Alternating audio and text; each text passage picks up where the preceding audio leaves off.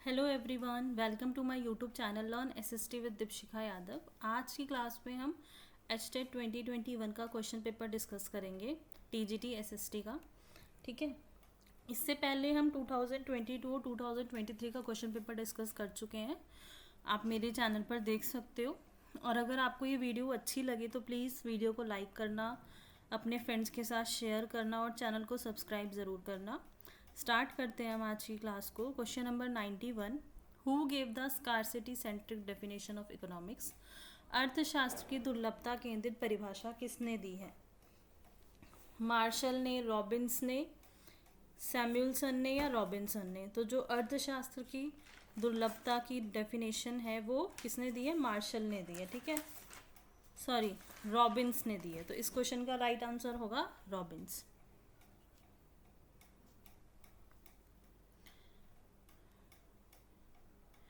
Question number 92, Bharat व पाकिस्तान के मध्य परमाणु प्रतिष्ठानों को साझा करने संबंधी संधि पर हस्ताक्षर कब हुए? 31 दिसंबर 1988, 27 जनवरी 1991, 31 दिसंबर 2020 या 1 जनवरी 2021? तो जो इंडिया और पाकिस्तान के बीच में संधि हुई थी न्यूक्लियर इंस्टॉलेशन से रिलेटेड, वो कब हुई थी? 31 दिसंबर 1988 को संधि हुई थी।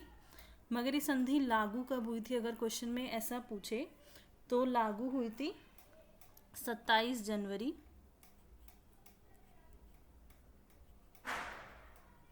1991 से। ठीक है ना। नेक्स्ट क्वेश्चन देखते हैं। निम्नलिखित में से कौन सा उड़ीसा का लौह अयस्क उत्पादक क्षेत्र नहीं है? कौन सा आयरन और प्रोड्यूसिंग एरिया उड़ीसा में नहीं आता है, ये बताना है। ठीक है, कुद्रेमुख, गुरु महिसानी, बादाम पहाड़ या किरीबुरु? तो ये जो नीचे के तीन हैं ये तीनों उड़ीसा में आते हैं। ठीक है, कुद्रेमुख आंध्र प्रदेश में पड़ता है, तो ये एरिया उड़ीसा में नहीं आता है और आंसर यही हो जाएगा। ठीक है ना। क्वेश्चन नंबर 94 देखते हैं।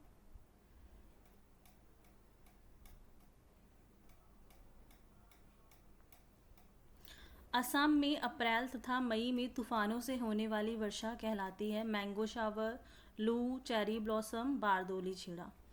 तो जो ये असम में ये जो अप्रैल और मई में तूफानी वर्षा होती है ना, इसको अलग अलग नाम से अलग अलग शहरों में या राज्यों में जाना जाता है। ठीक है, ये जो मैंगो शावर नाम है ना, ये केरल, गोवा और कोंकण वाले एरिया में बोला जाता है इसको। ठीक है, लू आपको पता होगा, लू क्या होता है? जो नॉर्दर्न हेमिस्फेयर में गर्मियों के टाइम में हवा चलती है उसको लू कहते हैं। ठीक है ना। चेरी ब्लॉसम कहाँ कहते हैं? चेरी ब्लॉसम इसको केरला और कर्नाटका में कहते हैं, केरला और कर्नाटका। ठीक है, KN stands for Karnataka. Okay, Bardoli छीड़ा कहाँ कहते हैं? बरदोली छीड़ा असम में कहते हैं। ठीक है ना। तो इस क्वेश्चन का राइट आंसर हो जाएगा ऑप्शन नंबर 4।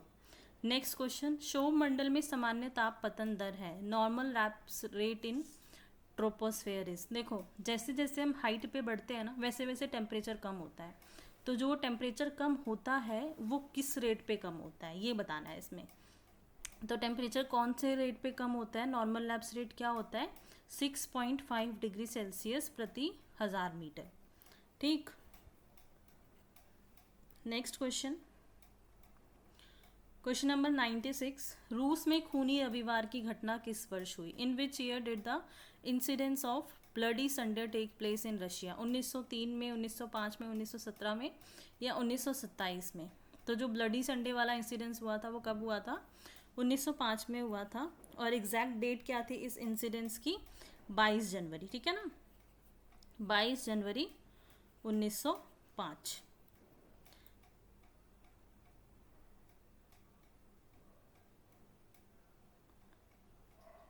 इसके बाद जो क्वेश्चन है इसमें कुछ लाइंस दे रखी हैं और उसके किसने ये लाइन कही थी या बोला था इसको मैच करना है। ठीक है, तो राजनीति विज्ञान कला है, ये किसने बोला था?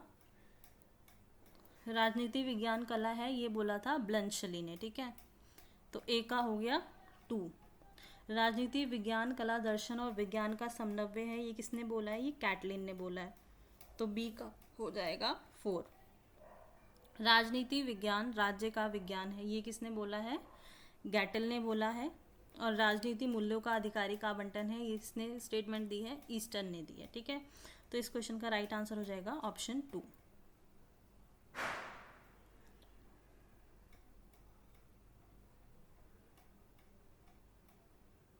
देखो नेक्स्ट क्वेश्चन, अलाउद्दीन खिलजी की सैन्य व्यवस्था के संबंध में निम्नलिखित कथनों में से सत्य है? अलाउद्दीन खिलजी ने एक विशाल स्थायी सेना खड़ी की थी। अलाउद्दीन खिलजी ने सैनिकों के लिए सीरी नामक शहर बसाया। अलाउद्दीन खिलजी ने सैनिकों को इक्ता के स्थान पर नकद वेतन दिया।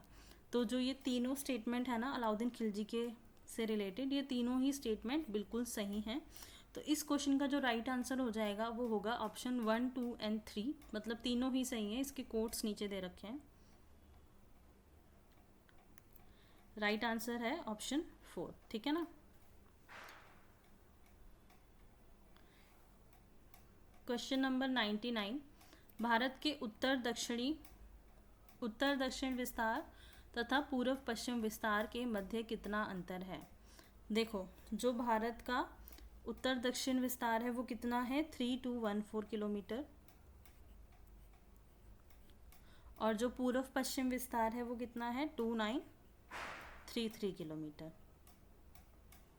ठीक, इन्हीं के बीच का अंतर पूछा है, तो 3214 में से 2933 माइनस कर दो, 281 किलोमीटर आ जाएगा आंसर। ठीक है,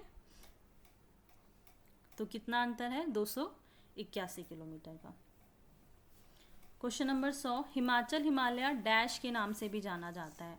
तो हिमाचल हिमालय का दूसरा नाम क्या है? इस क्वेश्चन में ये पूछ रहा है, हिमाद्री, लघु हिमालय, बाह्य हिमालय या ट्रांस हिमालय। तो हिमाचल हिमालय कौन से हिमालय को कहते हैं? लघु हिमालय, लेसर हिमालय को कहते हैं। ठीक है, और हिमाद्री किसको कहते हैं? ग्रेट हिमालयस को कहते हैं। ग्रेट हिमालयस को हिमाद्री कहते हैं, बाह्य आउटर हिमालयस को शिवालिक कहते हैं। ठीक है,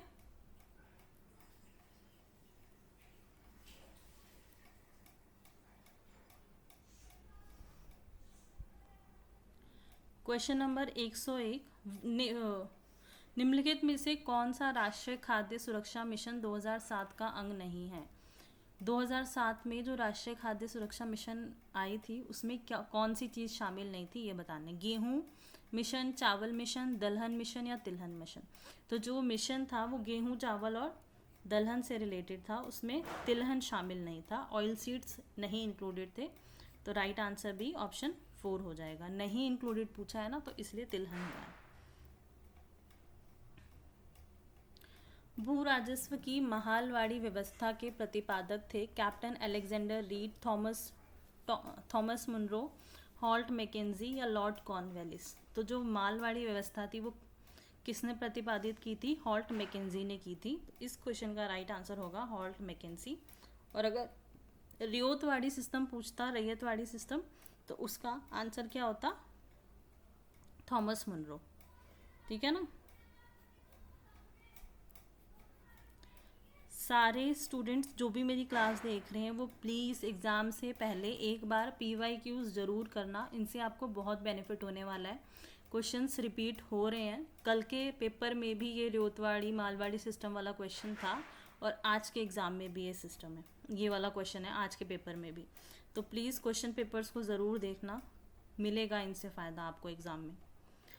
मेक इन इंडिया का संबंध निम्नलिखित में से किस क्षेत्र से है? जो मेक इन इंडिया प्रोग्राम था उसका किस क्षेत्र से संबंध है ये बताना है। तो जो मेक इन इंडिया प्रोग्राम था वो भारत सरकार ने शुरू किया था।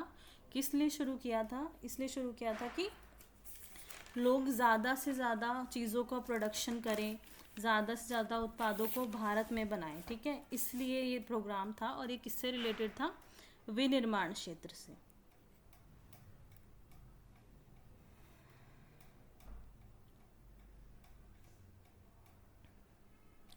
104 नंबर क्वेश्चन, दिव्यांगजन को समान अधिकार प्राप्त है और समाज में उनकी पूरी भागीदारी संभव बनाना सरकार का दायित्व है। ठीक है, कौन से अधिनियम के उपयुक्त प्रावधान है? जो दिव्यांगजन के लिए समान अधिकार और उनकी भागीदारी का दायित्व बनाना है, ये मतलब ये जो चीज़ है ये किससे रिलेटेड है, कौन से अधिनियम से, कौन से एक्ट से रिलेटेड है? दिव्यांगजन अधिकार अधिनियम 2015 का, 2005 का, 2016 या 2017। तो ये जो रिलेटेड है ये है क्वेश्चन नंबर 104 का आंसर होगा ऑप्शन 3, दिव्यांगजन अधिकार अधिनियम 2016। ठीक है। क्वेश्चन नंबर 105, इसमें ना अलग अलग ना चिन्ह दे रखे हैं, बता रखा है कि किस चीज़ के लिए होता है। इस क्वेश्चन में हमें ये बताना है कि कौन सा सही सुमेलित नहीं है। एग मार्क, एग मार्क खाने की चीज़ों पे होता है, बिल्कुल सही है। इको मार्क घरेलू उत्पाद प्रोडक्ट पर नहीं होता है। हॉलमार्क मूल्यवान चीज़ जैसे सोना चांदी पर होता है। वुल मार्क सूती एवं रेशमी वस्त्र पे होता है। जो इको मार्क होता है ना, ये इकोलॉजिकली सेफ प्रोडक्ट्स के ऊपर होता है। ठीक है, तो ये गलत हो जाएगा। गलत क्या हो जाएगा, यही राइट आंसर होगा। इस क्वेश्चन का राइट आंसर होगा ऑप्शन 2, इको मार्क। सही नहीं पूछा था ना, बाकी 3 सही हैं, इसमें इको मार्क वाला गलत है। क्वेश्चन नंबर 106, निम्नलिखित देशों में से कौन सा देश 1815 की वियना कांग्रेस का हिस्सा नहीं था? ब्रिटेन, संयुक्त राज्य अमेरिका, रूस या ऑस्ट्रिया? बताना है कि 1815 में जो वियना कांग्रेस थी उसका हिस्सा कौन सा देश नहीं था। तो यूएसए उसका हिस्सा नहीं था, बाकी ब्रिटेन, रूस और ऑस्ट्रिया उसके हिस्सा थे।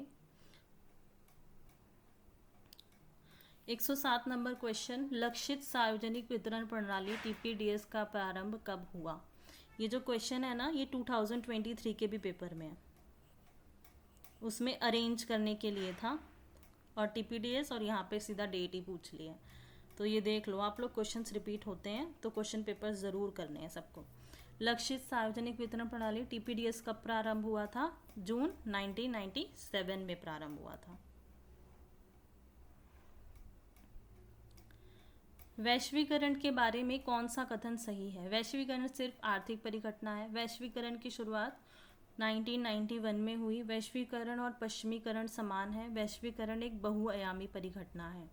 तो वैश्वीकरण के बारे में कौन सा सही है? सिर्फ आर्थिक परिघटना है? नहीं।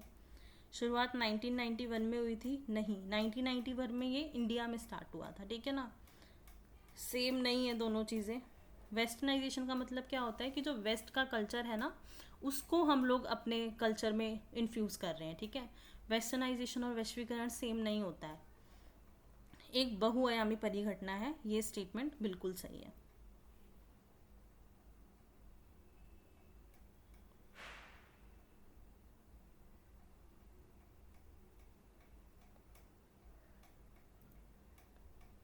निम्नलिखित सूफी संतों में से कौन से सूफी नक्शबंदी सिलसिले से नहीं जुड़े थे? शाह वली उल्लाह, ख्वाजा बकी बिल्ला, ख्वाजा मीर दर्द, शेख शरफुद्दीन याया? तो कौन नहीं है, कौन नहीं जुड़े थे? तो इसका राइट आंसर होगा ऑप्शन 4, शेख शरफुद्दीन याया। ठीक है। 110 नंबर क्वेश्चन, भारत में नवीन आर्थिक सुधारों एलपीजी 1991 के लागू होने के समय आरबीआई गवर्नर कौन था? देखो, जब एलपीजी की पॉलिसी आई थी तो उस टाइम आरबीआई का गवर्नर कौन था, ये बताना है। आरबीआई का, ठीक है ना, मनमोहन सिंह, सी रंगरंजन, एस वेंकटरमन या अमिताभ घोष? तो उस टाइम जो आरबीआई के गवर्नर थे वो थे एस वेंकटरमन। ठीक है, तो राइट आंसर हो गया ऑप्शन सी। निम्नलिखित देशों में से किस देश ने जर्मनी को आर्थिक संकट से उबारने हेतु डॉक्स योजना बनाई थी? तो ये जो डॉक्स योजना बनी थी, ये जब वर्ल्ड वॉर 1 हुआ था तो उस टाइम क्या हुआ था ना कि सब जर्मनी का बहुत ज़्यादा लॉस हुआ था। फिर उसके बाद यूएसए ने जर्मनी को आर्थिक संकट से निकालने के लिए डाविस प्लान बनाया था। ठीक है, तो किसने बनाया था? यूएसए ने बनाया था। किसके लिए बनाया था? जर्मनी के लिए बनाया था। कब बनाया था? After world war 1। जो भी लॉस हुआ था वो जर्मनी के खाते में आया था कि आपको सारी भुगतान करनी है। तो जर्मनी को उस आर्थिक संकट से उबारने के लिए बनाया था यूएसए ने। ठीक है ना।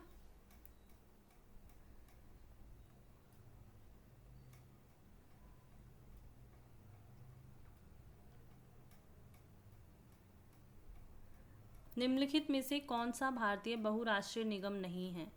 ITC, Zomato, Micromax, Nestle.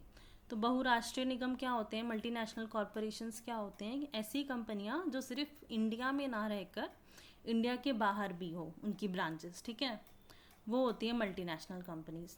तो इसमें कौन सी इंडियन मल्टीनेशनल कंपनी नहीं है ये बताना है हमें, ठीक है। तो कौन सी नहीं है? आईटीसी नहीं है। आईटीसी सिर्फ एक इंडियन कंपनी है जो सिर्फ इंडिया में ही है। और कहाँ पर है ये इंडिया में? केरल में है, ठीक है।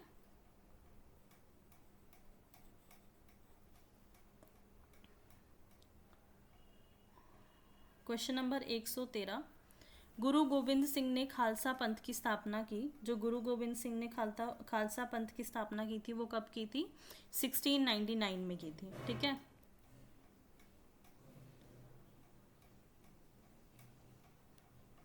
एक 114 नंबर क्वेश्चन, भारत की 2001-2011 के दौरान जनसंख्या दशकीय वृद्धि दर थी। जो दशकीय वृद्धि दर का मतलब क्या होता है ना कि 10 साल में, दशकीय का मतलब 10, ठीक है। तो 2001 से 2011 इस 10 सालों के दौरान जो जनसंख्या की वृद्धि दर थी वो कितनी थी? तो कितनी थी? +17.64 थी।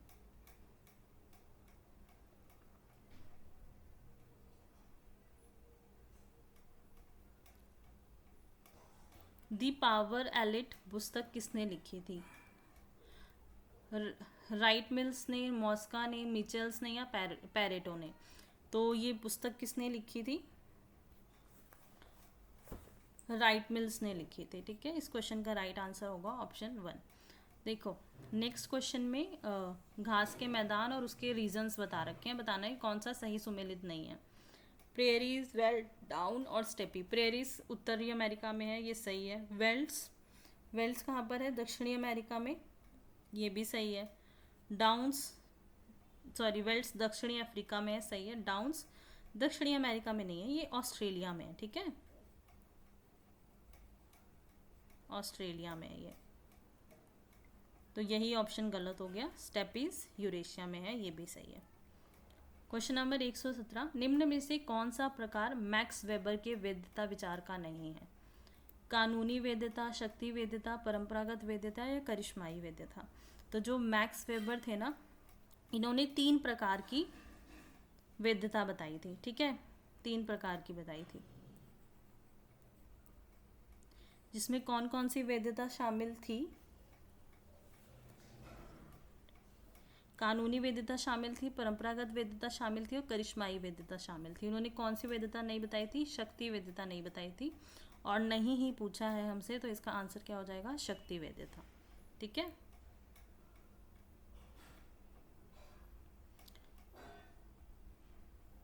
जो 118 नंबर क्वेश्चन है उसमें क्या बोल रहा है कि चीनूक हवा बहती है। कहाँ पे बहती है चीनूक हवा? स्विट्जरलैंड में, सहारा मरुस्थल में, इटली में या यूएसए में?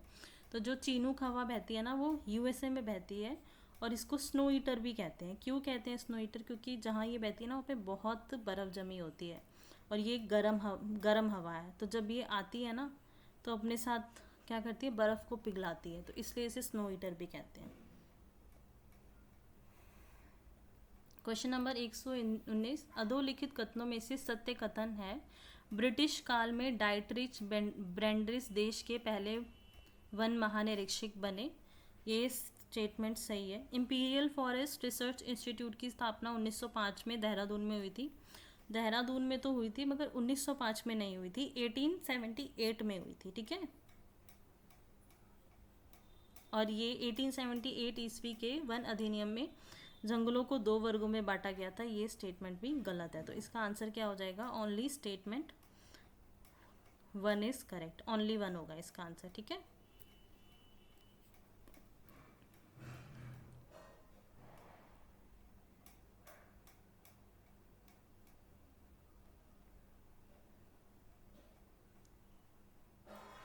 भारतीय लोकतंत्र के सम्मुख कौन सी प्रत्यक्ष चुनौती नहीं है? नैतिक मूल्यों का पतन, सांप्रदायवाद का खतरा, जाति व्यवस्था या सभी विकल्प सही हैं? तो कौन सा प्रत्यक्ष चुनौती नहीं है? ये सभी प्रत्यक्ष चुनौती नहीं है, तो सभी विकल्प सही इसका आंसर हो जाएगा।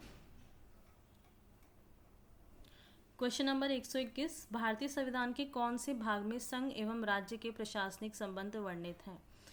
तो भाग 19 अध्याय 2 में, भाग 11 अध्याय 3 में, भाग 11 अध्याय 1 में, या सभी विकल्प गलत है। तो इस क्वेश्चन के ना सभी विकल्प गलत हैं। जो राज्य के प्रशासनिक संबंध है ना वो भाग 11 अध्याय 2 में है, 3 में नहीं, ठीक है, अध्याय 2 में है। अगर यहाँ पे 2 होता ना तो ये सही हो जाता, मगर ये सभी गलत है फिलहाल। अलाउद्दीन खिलजी की विजयों का सही कालक्रम है। देखो, चित्तौड़गढ़ की विजय, गुजरात की विजय, रणथंभौर की विजय, देवगिरी का द्वितीय अभियान। तो जो चित्तौड़गढ़ की लड़ाई में उन्होंने 1303 में जीती थी, गुजरात में 1299 में, रणथंभौर में 1301 में, और देवगिरी में 1306 में, ठीक है। तो क्या हो जाएगा राइट आंसर इसका? सबसे पहले 2, फिर 3, फिर 2 3 1 4, ठीक है ना। 2 3 1 4 कौन से ऑप्शन में है? 2 3 1 4, वेट 2 3 1 4 है फर्स्ट ऑप्शन में। तो इसका आंसर भी क्या हो जाएगा? Option number 1। क्वेश्चन नंबर 123, निम्नलिखित में से कौन सा पार्थिव ग्रह नहीं है? पार्थिव ग्रह मतलब टेरेस्ट्रियल प्लैनेट्स। आपको पता होगा ना हमारे टोटल 8 प्लैनेट्स हैं। पहले प्लूटो भी था बट अब प्लूटो एक प्लैनेट नहीं है, अब वो ड्वार्फ प्लैनेट है, ठीक है। तो क्या पूछ रहा है? टेरेस्ट्रियल प्लैनेट कौन सा नहीं है? पार्थिव 2 प्रकार के ग्रह होते हैं, एक टेरेस्ट्रियल और एक जोवियन ग्रह होते हैं। तो जो शुक्र, मंगल और बुध हैं, ये तीनों क्या है? एक पार्थिव ग्रह है, ठीक है। बृहस्पति क्या है? एक जोवियन ग्रह है।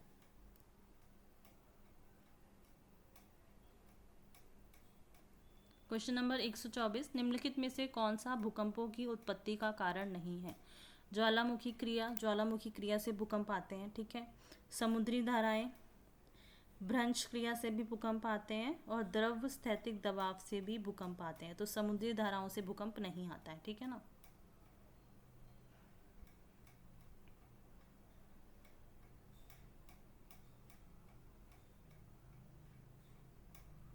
मियांडर किस कारक के अपरदन से निर्मित होते हैं? नदी, हवा, समुद्री लहरें और भूमिगत जल। तो जो मियांडर कैसे बनते हैं? जब रिवर्स ऐसे आती हैं तो फिर वो अपने मियांडर्स बनाती हैं ना, ऐसे ही साइड साइड में, तो यही तो होते हैं ना मियांडर्स। तो किससे बनता है? नदी से बनता है ये। 126 नंबर क्वेश्चन, कौन से संविधान संशोधन द्वारा भारतीय संविधान की प्रस्तावना में नए शब्द जोड़े गए थे? तो कौन से जोड़े गए थे? 42 से। कब हुआ था ये संविधान संशोधन? 1976 में हुआ था। कौन से वर्ड्स जुड़े थे? सोशलिस्ट, सेक्युलर और इंटीग्रिटी। सोशलिस्ट, सेक्युलर और इंटीग्रिटी, ये 3 वर्ड्स जुड़े थे, ठीक है। और 42nd कॉन्स्टिट्यूशनल अमेंडमेंट को मिनी कॉन्स्टिट्यूशन भी कहा जाता है, ये बात को भी आपको याद रखना है। क्वेश्चन नंबर 127, लोकसभा के तीसरे स्पीकर, लोकसभा अध्यक्ष कौन थे? तो जब लोकसभा के जो हमारे तीसरे वो थे वो कौन थे? सरदार हुकुम सिंह, श्री GS ढिल्लो, श्री N संजीवा रेड्डी, श्री बालीराम भगत। तो थर्ड स्पीकर कौन थे लोकसभा के? सरदार हुकुम सिंह थे, ठीक है। श्री GS ढिल्लो ये 2 बार स्पीकर बने थे, इनका भी ये याद रखना, ये 2 टाइम्स बने थे स्पीकर, ठीक है। और श्री N संजीवा रेड्डी ये हमारी 6th प्रेसिडेंट थे, ये, ठीक है, प्रेसिडेंट याद रखना। और श्री बालीराम भगत ये हमारे 6ठे स्पीकर थे।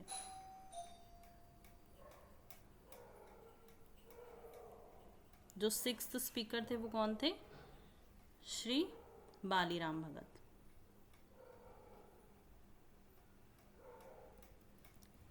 क्वेश्चन नंबर 128, भारत का उपराष्ट्रपति निर्वाचित किया जाता है सभी विधानमंडलों के सदस्यों द्वारा, संसद के सदस्यों द्वारा, केवल राज्यसभा के सदस्यों द्वारा, यह सभी विकल्प सही हैं। तो जो वाइस प्रेसिडेंट का इलेक्शन होता है ना वो संसद के सदस्यों द्वारा होता है, वो संसद के सदस्यों द्वारा चुने जाते हैं, ठीक है। 129 नंबर क्वेश्चन, HDI के संबंध में निम्नलिखित में से कौन सी टिप्पणी असंगत है? HDI से अभिप्राय है हंगर डेवलपमेंट इंडेक्स, जिसे रैंक के रूप में प्रस्तुत किया जाता है। तो यही गलत है, क्योंकि HDI का मतलब होता है हंगर डेवलपमेंट, नहीं ह्यूमन डेवलपमेंट इंडेक्स, ठीक है। तो ये तो गलत, मतलब यही सही है क्वेश्चन के हिसाब से। ये क्रय शक्ति पद्धति का उपयोग करता है। जन्म के समय जीवन प्रत्याशा अपेक्षित औसत लंबाई को दर्शाता है। ऑप्शन ए इसका राइट आंसर है, ठीक है। बाकी सारे इसके सही हैं।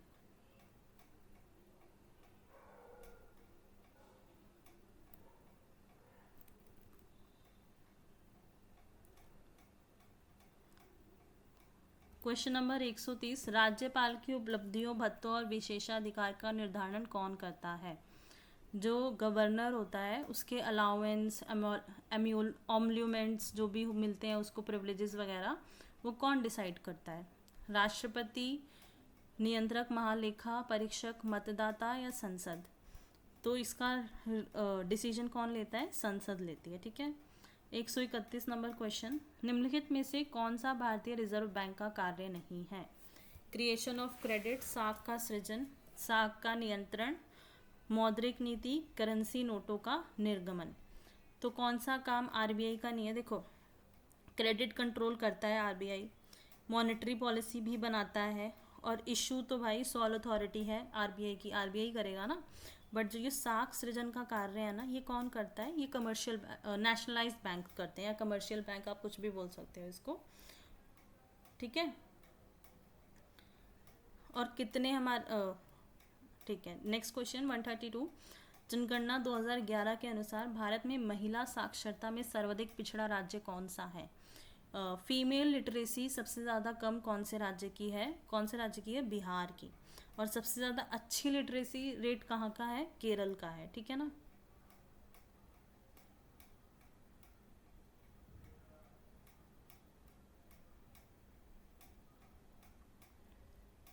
भारत के सकल घरेलू उत्पाद में विभिन्न क्षेत्रकों के योगदान का क्रम क्या है? तृतीय श्रेय, द्वितीय प्राथमिक, तृतीय प्राथमिक द्वितीय, प्राथमिक द्वितीय तृतीय, या प्राथमिक तृतीय द्वितीय? तो देखो, जो टर्शरी सेक्टर है ना, उसका योगदान सबसे ज़्यादा है, फिर सेकेंडरी सेक्शन का, और फिर प्राइमरी का। प्राइमरी का सबसे कम है और टर्शरी का सबसे ज़्यादा है, ठीक है। तो फर्स्ट ऑप्शन हो जाएगा तृतीयक, द्वितीयक, प्राथमिक, tertiary, secondary and primary. Question number 134, निम्नलिखित पुरास्थलों में से किस स्थल में गर्तावास के साक्ष्य प्राप्त हुए हैं? दमदमा, बुरजाहोम, चौपानी मांडो और शौर्तुगाई। तो कहाँ पे मिला है? बुरजाहोम में मिला है, ठीक है। गर्तावास, पिट हाउसेस, ठीक है ना। कहाँ पे मिले हैं ये? बुरजाहोम में। भारतीय संविधान के कौन से अनुच्छेद में पंचायतों की संरचना वर्णित है? आर्टिकल 243, 243 का, 243 ख, 243 ग। तो जो पंचायत हैं वो कौन से कॉन्स्टिट्यूशनल अमेंडमेंट से आई है? 73rd कॉन्स्टिट्यूशनल अमेंडमेंट 1992, ठीक है। जो 1992 में 73rd कॉन्स्टिट्यूशनल अमेंडमेंट हुआ था, उससे आई है। 243 में इसकी परिभाषा है, ठीक है। 243 में कॉन्स्टिट्यूशन ऑफ पंचायत है। 243 ख में, सॉरी 243 में तो वो है डेफिनेशन है पंचायत की, ठीक है। 243 का में पावर है, पावर्स, ठीक है। का में पावर है और नॉर्मल में डेफिनेशन, और ख में क्या है? कॉन्स्टिट्यूशन ऑफ पावर, और सी में क्या है? संरचना, स्ट्रक्चर, ठीक है। तो इस क्वेश्चन का राइट आंसर हो जाएगा ऑप्शन 4।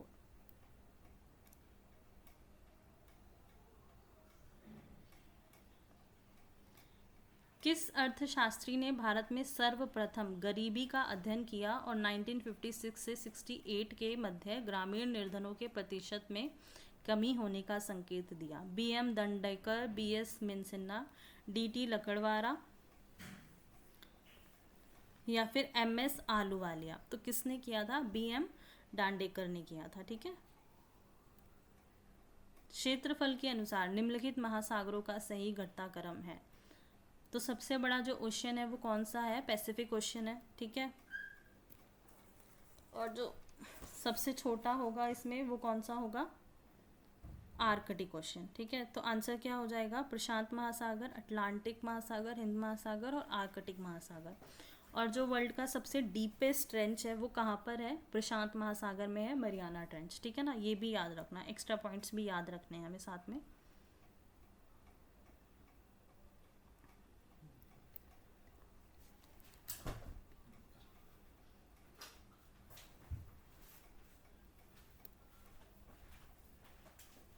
सूची 1 तथा सूची 2 का मिलान करें तथा नीचे दिए गए कूट का उपयोग करते हुए सही उत्तर का चयन करें। देखो इसमें ना साइट्स दे रखी हैं और उसको किसने उसका खनन किया था ये बता रखा है, उसको हमें मैच करना है। सूतका गेंडोर, भगवानपुरा, बालाकोटा, लोथल। तो George F Dales, SR Rao, RL Stein, JP Joshi, किसने किया है ये? क्या कौन सा ये बताना है हमें। तो इस क्वेश्चन का जो राइट आंसर होगा वो ऑप्शन 2 होगा। A का 3, ठीक, B का 4, C का 1 और D का 2। क्वेश्चन नंबर 139, निम्नलिखित में से कौन सा सुमेलित नहीं है? महादंड नायक, नगर श्रेष्ठी, उपरिक, सार्थवाह। तो इसमें कौन सा सही सुमेलित नहीं है? उपरिक सही सुमेलित नहीं है, ठीक है। नेक्स्ट क्वेश्चन देखते हैं।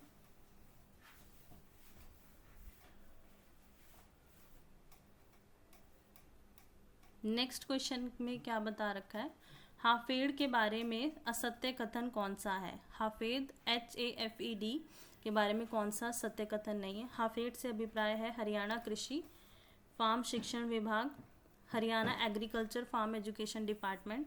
हाफेद is the largest apex cooperative union in the state of Haryana. HAFED came into existence on 1 November 1966। HAFED plan to open HAFED market in all the district of Haryana. तो जो इसकी डेफिनेशन फुल फॉर्म दे रखी है ना, ये फर्स्ट ऑप्शन में यही गलत है। जो हाफेद का मतलब होता है ना वो होता है Haryana state cooperative supply and marketing federation limited, ठीक है ना। नेक्स्ट क्वेश्चन देखते हैं। आंसर इसका होगा ऑप्शन 1, ठीक है ना।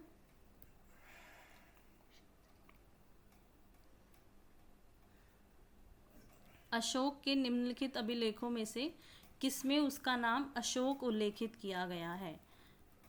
अशोक के जो जितने भी अभिलेख थे उनमें से किस अभिलेख में उसका नाम अशोक बताया गया है? इस क्वेश्चन में हमें ये बताना है। तो कौन से अभिलेख में बताया गया था? क्वेश्चन नंबर 141, थर्ड होगा इसका आंसर, ठीक है, भाबरू शिलालेख में।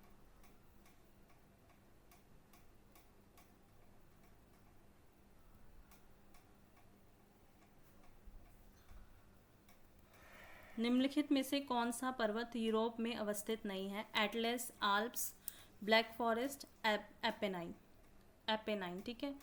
तो आल्प्स, ब्लैक फॉरेस्ट और एपेनाइन ये तीनों पर्वत जो है ये यूरोप में है, बट एटलस ना अफ्रीका में है। तो इसका आंसर भी एटलस ही हो जाएगा, नहीं पूछ रखा है। सतत विकास शब्द से आप क्या अभिप्राय है?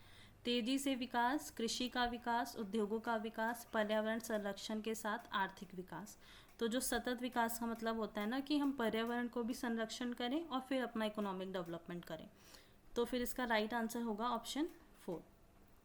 पंचायतों की वित्तीय स्थिति के पुनर्विलोकन के लिए वित्त आयोग का गठन कौन करता है? संसद, विधानमंडल, राष्ट्रपति या राज्यपाल? तो कौन करता है? राज्यपाल करता है, गवर्नर करता है, ठीक है ना।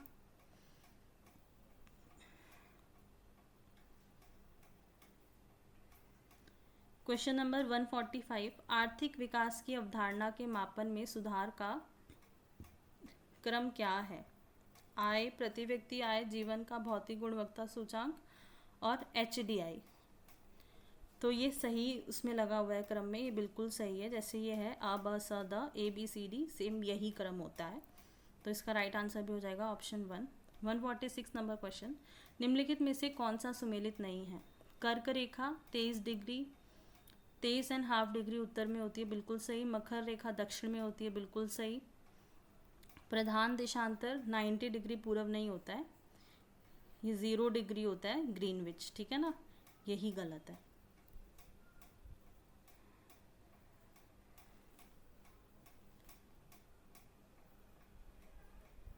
क्वेश्चन नंबर 147, सूची 1 को सूची 2 से मिलान करना है कि कौन सी कमेटी कब बनी थी। तो अशोक मेहता कमेटी कब बनी थी? 1978 में बनी थी। एल.एम. सिंघवी कमेटी कब बनी थी? 1986 में बनी थी। जॉन मथाई समिति कब बनी थी? 1953 टू 54 बनी थी।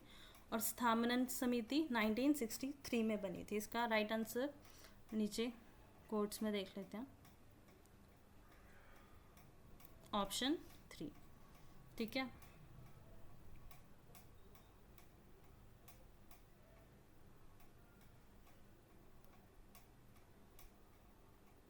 देखो क्वेश्चन नंबर 148, निम्नलिखित में से कौन सा सबसे हिंसक और विस्फोटक ज्वालामुखी का प्रकार है? हवायन, स्ट्रोम्बोलियन, वल्केनियन या पीलियन? तो कौन सा जो ज्वालामुखी था वो सबसे ज़्यादा हिंसक था, ठीक है। तो कौन सा ज्वालामुखी था? पीलियन ज्वालामुखी था, ठीक है। इसने 29,000 लोगों को मारा था, ठीक है। इस ज्वालामुखी की वजह से 29,000 लोग मर गए थे। और कहाँ पर है ये? कैरेबियन सी में है, ठीक है। और कब हुआ था? 1902 में हुआ था। चौल काल में वेटी था व्यापारियों का समूह, एक बंदरगाह, एक प्रकार का कर, एक शाही अनुष्ठान। तो चौल काल में जो वेटी था ना उसको क्या कहते थे? एक प्रकार का वो टैक्स था, ठीक है। तो इसका आंसर होगा एक प्रकार का कर। क्वेश्चन नंबर 150, निम्नलिखित शासकों में से कौन सा निशुंभ सुदेनी देवी मंदिर का निर्माता है? तो कौन से शासक ने निशुंभ सुदेनी देवी का मंदिर का निर्माण कराया था? विजयालय चोला ने कराया था, ठीक है। ऑप्शन 1 करेक्ट होगा। इसी के साथ क्वेश्चंस हमारे कंप्लीट हो गए हैं, ठीक है। क्लास को हम यहीं एंड कर रहे हैं। अगर आपको वीडियो अच्छी लगी तो प्लीज़ वीडियो को लाइक करना, अपने फ्रेंड्स के साथ शेयर करना और चैनल को सब्सक्राइब ज़रूर करना, ठीक है। मिलते हैं नेक्स्ट क्लास में, जब तक के लिए बाय बाय।